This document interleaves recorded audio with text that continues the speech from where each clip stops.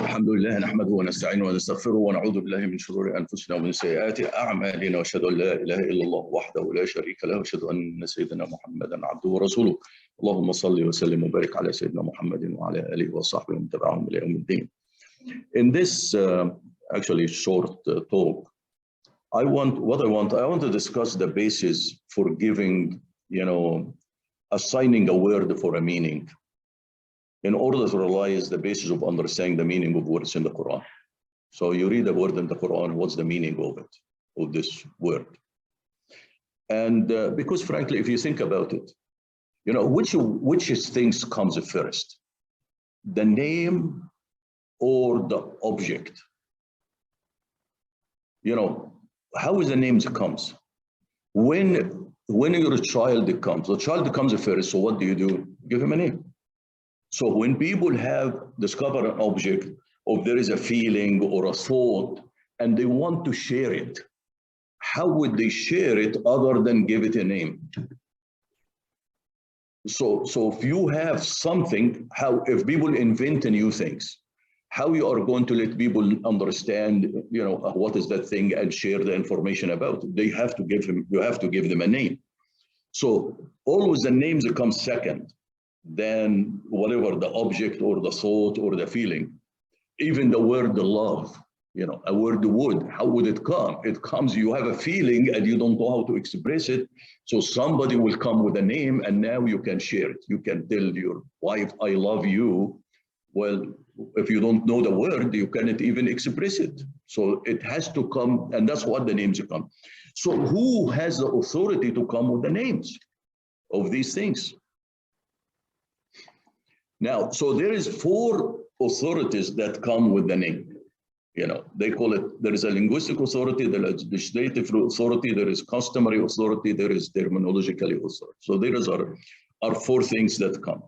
So let's look at the first one, which is a linguistic authority. What a linguistic authority is, when something appears, as I said, an object, for example, comes in, or a feeling, then expert of the specific language will get together and basically give a name to that thing. That's what it is. And they assemble these words they put, and why they do it? Because to allow communication regarding to that matter. And where these things exist, they put it in, in basically dictionaries and so language lexicon and so on. They found it on these things. And that's why you find out they can have the same name for multiple things. And they have multiple names for one thing. So you have to look at it. And in general, when you have multiple, names for one thing, then there is always be a dominant name. And if there is, basically multiple things has one name, there is always a dominant item in it. There is always a first, primary, secondary, tertiary. That's why you look to a word and you see there's so many, basically description of it. Which one it's related, they put it in ranks, which is important and so on. And this is why you look, for example, in the Arabic language, is an interesting, you find the name, an object like lion, asad, do you know how many names for an asad? If you look, in fact, if you search Google and say, what is asad? Kalimat asad. You know what it is? Over 300 names. So 300 names, all of them refer to one animal, which is a lion, the asad. I don't know, English probably do not have except one. And that tell you that it depends on the richness of the language, that you can have multiple names for the same thing, And it's an interesting, because the choice of the name actually comes into what is the feeling of that lion. Is he sleeping? Is he happy? Is he angry? Is he hunting? Everyone has a different name, but it's the same lion, in it. Now, but it also works the other way around. You find one name that has multiple meaning. So you get a challenge, like the word, for example, ayn. Ayn, How many meaning, if you look in the dictionary lexicon and look to the word ayn, how many meaning do you think has for it? 50 meanings, because ayn could mean an eye, like, ayn mean the spring of water. Ayn means a spy. Look at the diversity of the name, you know. Ayn means a chief of a tribe, you know. Ayn means a value. You said ayn something is a value of that thing. So you really have to look at it, how is the choice of it. So, but this comes in from the linguists, you know, basically the linguist, the expert in the language. Now comes the other one, which is the legislative authority. You know, when you come to certain legal, you know, they use terms, specific terms that have a specific meaning to them in that profession. You know, yes, this word that they use might have, you know, 50 other meaning, but when they use it, it means only one thing. Now, when it comes to the Quran, who has the authority to set the meaning? Obviously, Allah subhanahu wa ta'ala is the one have to have the authority to set the meaning. Therefore, we find words in the Quran, if you look at the dictionary, you find it means a lot of things, but the Quran uses it one way. Therefore, when you say it in one way. For example, if you read the word salah in the Quran, salah in general means, you know, dua. But when you look at the salah in the Quran, it means the salah which it did it with takbirah and the end was the salam. That's what it means. If it is going to come to mean dua, there has to be another addition to it. It's not just a blanket salah, but if the word salah comes in the Quran, then it comes directly mean the normal prayer that we do. The same thing for siyam. Siyam means what? Abstaining from something. But when the word siyam comes in the Quran, comes directly mean siyam from dawn to sunset, or the normal siyam you have. Now, if the word is intended to be used for other than this, you know, like when Sayyidah Maryam, Allah ordered her, you know, inni nazartu rahmani sawman, you know, when the people, when she came was Jesus, peace be upon him, and then she said, I'm going to fast. Now, did it mean that, you know, I vowed to fasted a fast? No.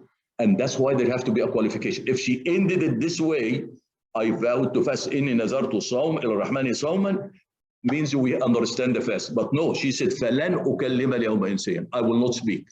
So directly knew that the fasting she meant is abstention from speaking.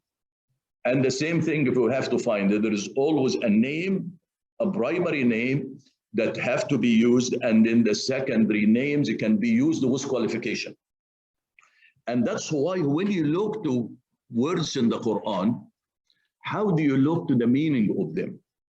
They said it's three ways, three types of position. I don't think you can see this slide. Yeah. You find a word in the Quran and that word have a single meaning. There is no other meaning for it other than this. And that becomes clear. Okay, no dispute about it. And this always comes for ayat al-muhkamat for Quran, you know, these concise verses that represent the basis of our religion. This doesn't have these words that use multiple meaning, you know, in this regard. But however, there is words in the Quran that comes in with more than one meaning. But there is always one meaning which become a dominant meaning, like I said, for salah, for example, or siyam. And then there will be a secondary meaning, but the secondary meaning needs something to justify selecting the secondary meaning than the primary meaning, in that regard. And that's why it is wrong actually to take a word from the Quran and go to the dictionary. No. Look the word of the Quran, how it's defined in the Quran. Yes, the dictionary might have secondary meaning, but the second meaning will not come unless it has some justification, some hint about it or addition to it to justify it selecting the second meaning than the primary meaning for it. And obviously there's going to become words which have multiple meaning and you cannot identify which one that will be the proper one because you cannot elevate one over the other in this case. And then in that case, you have to look at the context of the verses, the application. And this is why these verses are critical, because that's when the meaning could change as a function of time. And Allah subhanahu wa ta'ala leave it this way because you want Allah subhanahu wants, as people develop in technology and knowledge and so on, their knowledge expand and the word accommodated. Because if he fix it at one time, then it gets rigid, it restricted, you cannot interpret it within. And this is, you find it out in many of the verses related, like, the element of the creation that has element of science, something in it that it has this, not ambiguous, but the word they could interpret it by different people, and the phrase or the verse in the Quran can be suited for all of them. So that's how you should do it. Now, the other ones, also the customary authority, have this. What's the customary authority? The customary authority is the society. The society have certain words that put in it certain meaning, and they just for this, that they use it. When they say it, they use it, And therefore, you have to, particularly in business transaction, you better know it. Like in Egypt, for example, if you come and say, how much I'll buy for this, you said arnab, a rabbit. Now, would you go buy, want a car, and you said a rabbit, Is that means, or 10 rabbits, is that means you are going to give him 10 rabbits and buy this car? No, because the customary for those in the society that the rabbit is like, I forgot, is it $1 million or something? So don't do this, So when you have to learn. And then another one important, some words become honorable in one society. You can use the same word in a different society and become repulsive. So when you go to a new country or visit, different society, don't speak too much, because sometimes you can say something that is wrong, in this regard. The other one, even within the same society, the meaning could, the same word, the meaning could change as the time goes on. And therefore you can use it, you can use the word, 20, 30 years ago, but now you cannot use it. As an example, you probably all of it. If I was like 30, 40 years ago and met somebody and they tell him, boy, I'm glad I see you gay today. Gay today, happy today. He wouldn't feel anything wrong. Now you come to somebody and tell him, well, today, I tell him, oh, I see you gay. I'm glad that you are gay today. Now he will probably, fight with you. So we have to always be careful.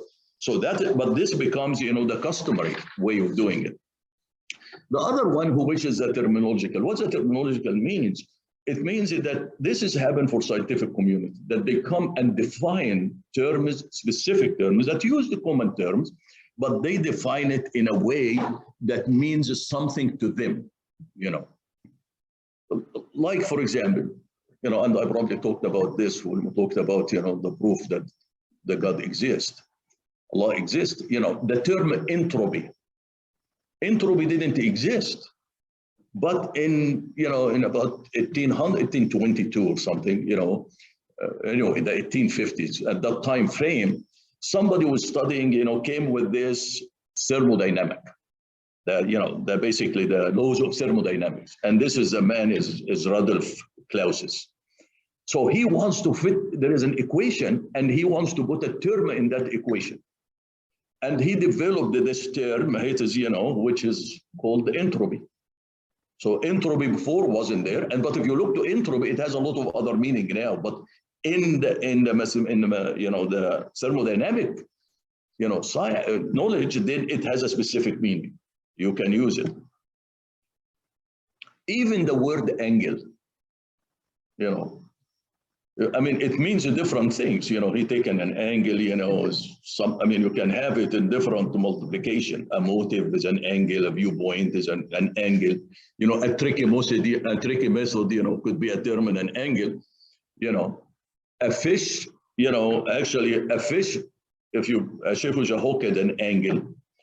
But if you look at mathematics term like the trigonometry, then when define an angle, it has a specific definition. The definition of an angle is a union between two rays that share a common endpoint. Okay, so that's what the definition of. So anyway, so my point is, when you look to words, you really have to appreciate that it is not just one meaning of it, and the meaning of it you selected for that word, it depends in the condition you are in, and where it is. And obviously I'm giving this because I want to emphasize this, the Quran, because you really have to recognize. That's why when I give the kids, this assignment about Ar-Rahman, define Ar-Rahman not from the dictionary. And this is the trouble with it. All of the translation of the word in the Quran is wrong. I mean, who am I to say it? But, as I said, look to the word in the Quran, how Allah used it, and then find the English translation that fits all of these things. So anyway, that was it. So I'm not going to do the dua again. Allahumma salli wa sallim wa barik ala sayyidina Muhammadin wa ala alihi wa sahbihi wa assalamu alaikum wa rahmatullahi wa barakatuh.